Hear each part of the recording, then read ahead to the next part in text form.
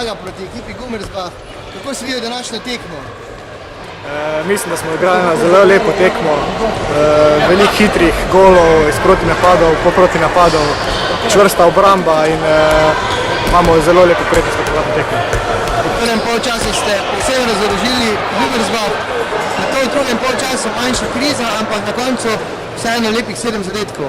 Je težko držati enak tempo skozi celo tekmo, tudi oni so zelo dobra ekipa, tako da smo vedeli, da bo prišlo par njihovih minut, to je prišlo v drugem polčasu, ampak mislim, da smo se dobro odzvali na ta njihov nalet in do konca pripravili tekmo na lep način. Ali bo 7 golov dovolj za povratno tekmo v Nemčiji? Mislim, da je tak rezultat v bistvu malo vara, je visoka, ampak tudi ni tako visoka prednost. Nemci so znani po tem, da se ne predajo do konca in ne smemo iti tja braniti rezultat, ampak tudi tam ne smemo. Čestitke še enkrat za prikaz.